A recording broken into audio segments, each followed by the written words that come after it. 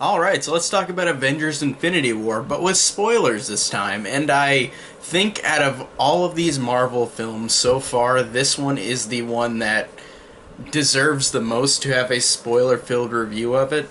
Um, like coming out for the first time, I think this one deserves a spoiler review. The other ones you can argue they do too, but this one, I think, has, and I'll get to the ending, but this has one of the most ballsy comic book superhero movie endings I've ever seen, even though they'll probably rectify it in the next Avengers movie. But still, I feel like this one is the most deserving of, like, a spoiler review.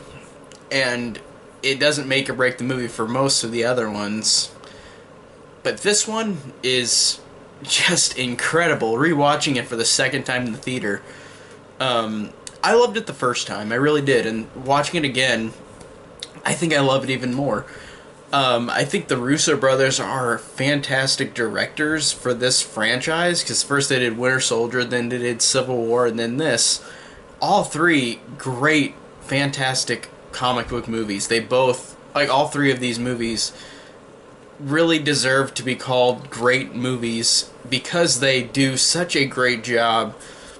Despite this being a blockbuster, which is quote unquote not as smart as like other kind of movies, because this is more popcorn entertainment, they do a fantastic job of making these movies either really ballsy and impressive in a way where they surprise you in a way that these movies typically don't do, or they do just a fantastic job of character building for this type of genre. And this is no exception. This one, to me, out of the three that they did, I feel like the character development is less in this movie for the heroes, but to me that's not a complaint. I feel like people could argue that it makes it a worse movie because of the character development, because there isn't as much in this movie. There is, but in terms of like, this movie is supposed to be the culmination of 10 years of these Marvel movies, all these characters being built up, having either one or 10 movies that they've been in already. So the villain villain is the main character pretty much of the story, because I feel like the other two Avengers movies there wasn't really a main character, and this one is the exception too. But in this one, the villain, I think, is the main character, and I think that they did a fantastic job with this Thanos character. And I don't know anything about the comics. I haven't read the comics for that character, but the way that they perceive this character in the movie is fantastic. The way that they explain his reasonings, why he is doing this, why he's wanting genocide to happen, why you see why he is like this, why his home, like where he grew up in, where his planet was destroyed, where he shows an affection and love for Gamora, which really surprised me, because I love how in Guardians 1 and 2 they really described Thanos as like this heartless, horrible person that Gamora and Nebula just grew up with, and Thanos made them fight each other. And for all the abuse that they got, I love the fact that whenever Gamora is sacrificed in this movie, incredible moment, incredibly sad moment, whenever she is sacrificed by Thanos to create the Soul Stone, it is really heartbreaking, because I love how this character was interpreted just as a heartless character at first, a heartless titan that just wants to destroy everything. And they did such a great job of showing this character in a way that I did not expect from this type of villain. I didn't expect this guy to be like this. I didn't expect him to explain why he wants the world destroyed, why he wants half the population destroyed, why he loves Gamora. And it was just such a surprise. Like, I thought this character would be really one note, like most of the Marvel villains, or not most, half of the Marvel villains probably were pretty one note, like want to take over the world or want to kill main hero. But in this one, I just thought this was, I don't know if it's the best villain of all the Marvel films for me, because Killmonger is damn good and Michael Keaton is really good. So it's hard to like decide, but he is one of the best villains. I really, really, really enjoyed this character, and I thought that he They did a great job. Because in the other two Avengers movies, he's only seen in like the after credits, and people were always complaining like, "Oh, this character is going to be built up for nothing." But I love the fact that again, the Russo brothers are such great filmmakers that they did it the opposite way, where they made Thanos the main character of this movie when they had the other heroes built up with all these other movies, with these 18 other films. They're built up to that. So now we get a villain who has a full arc to him, and I love that. I love that the villain wins too. I love the fact that he literally does actually use the he actually does destroy half of the population. That, to me, even though I know that they're going to bring them back, because they've already announced like a Guardians 3 and a Black Panther 2 and a Spider-Man 2, so it's like all these characters have to, all the ones that went away in the dust at the end have to come back. They're not going to literally shit like on all of their big properties, which would be the most ballsiest move ever if they did. But it's I feel like the Russo brothers, I don't think they're trying to do this, but if they did and wanted to do that, I know Disney would not let them completely just destroy a lot of these characters, even though it would be one of the most ballsiest things I've ever seen in a blockbuster movie ever. But this is still ballsy despite the fact that they will come back. This is a really, really great ending. These characters in this movie, like I said, they're kind of, a lot of them are kind of just there in a way. But like I said, because Thanos is the one that's being developed because he didn't have any other movies of his own, this is really cool that we get a villain's story. That's really, really awesome, and that's a really cool thing. And in my spoiler-free review, I talked about how I like trying to be very vague, but I liked how all these characters and their interactions with the new characters that they never met before was really good. And I really loved all of the new interactions to this. This was great. By the end, with Tony Stark and Spider-Man and Doctor Strange and Drax and Manus and Peter Quill, and then how it's Thor and Rocket and Groot, and then how, even though these characters were already seen each other before, but the Wakandan battlefield where everybody else is down in Wakanda fighting on Earth. And I thought that they did a fantastic job with creating these characters in a way where they've already been established, but they meet new characters and their interactions are so funny and so entertaining. And they're still so incredibly likable. The ones that I think get really special treatment in this movie is Scarlet Witch and Vision, which I liked them in the other movies. I think they were good in the other movies, in Age of Ultron and Civil War.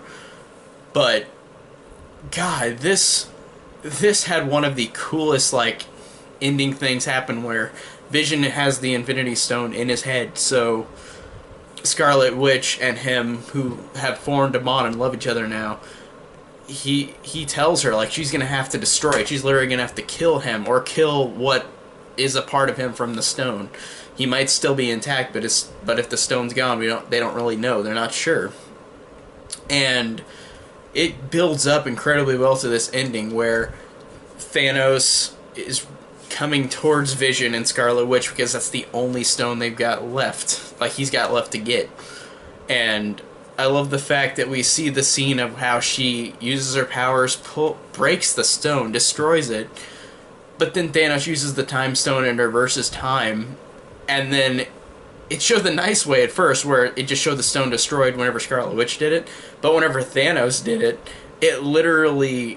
he literally pulls it out of his head, so half a chunk of his head is missing, and all the color drains from Vision. And it's horrifying, and it's really disturbing, and it's really incredible with Elizabeth Olsen as Scarlet Witch. Like, she gave me goosebumps in that last scene between her and Vision, where she has to kill him, and, well, she thinks she's going to kill him. And it looked like he might have been fine until Thanos reversed it and just yanked it out of Vision's head. That had some amazing acting from Elizabeth Olsen in that scene, where she has to break and actually destroy her loved one. I think that was incredibly sad and incredibly strong, just as a character moment. Like, it really, really pulled me in, and it felt like a very good, like, arc for this character and Vision. They both had a great story together so far, and I know that Vision might be the one that might be completely dead. Like Loki, Heimdall, Vision, and who else is the other one? And Gamora. Those four, I think, are probably completely dead because those are not the ones who died at the end. And if that's the end of them, then that was a great arc for Vision, and that was a great arc for Nebula. And I liked how Loki and Heimdall, even though they were just in the beginning, I thought that they have had so much screen time in the other movies. It felt fine to kill them off there, and I felt like Loki went full circle, and I thought that Heimdall kind of went full circle, just taking the Hulk down, like saving one life before he gets killed again, or I mean before he gets killed completely. And those four characters, I think, are dead completely. I don't think they're coming back. But, I mean, who knows? They could always come back. Because I know for a fact that they're bringing all these characters that faded away into the dust, like Spider-Man, Black Panther, Scarlet Witch, all 20 of these people that died. I think that is incredibly ballsy that they did in this movie, but you know they're coming back because they can't just destroy all of this franchise in that way, even though if they did, it would be the most ballsiest move ever. But I thought this movie was just incredible as I don't even want to say just as an entertaining popcorn movie, because these characters are so incredibly likable, and they've got such great arcs from the other movies that they don't need much exposition. You literally, it's one of those series where you have to watch all of them, and I thought that a lot of these characters in their final moments was incredible. The ones that actually died, they finished on a great note. They really did, and I thought that all of the characters in this that went away like it was heartbreaking whenever they went away into the dust. I think that, like, especially the Peter Parker one, whenever on Titan, whenever after you see the Wakandan, everybody died in Wakanda, then you see everybody that fades away into dust on Titan, and you see like all the Guardians go, and then you see Doctor Strange go, and then you see Peter Parker go. And Peter Parker, this was the special one, the special death that was, like, every other one was sad, but this was horrifying because it was a 16-year-old kid.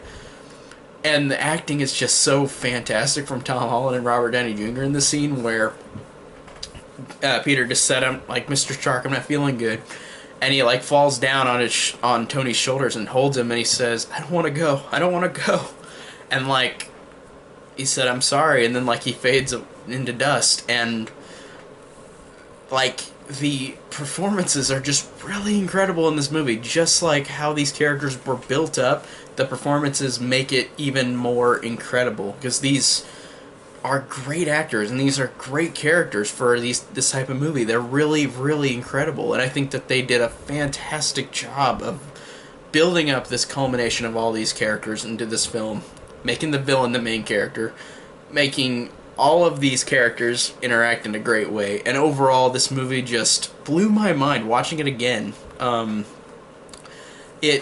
It's one of the best MCU movies. I don't know how the fuck I rank these movies, because they keep either getting better and better for the most part, and I think that this is just, like, my mind's blown. Like, Black Panther, the last movie before this, was fantastic, one of the best MCU movies, and that's probably the better made one, but this one just, in terms of these characters and how they either end or how they have their final arcs, or how these how the story is perceived. Like, the story is great too, just how all these characters meet, how they interact, how like they keep going from place to place, but it doesn't feel cheap. It feels like it really is warranted in how these characters are taken in the story, and I think that the story is just really fantastic.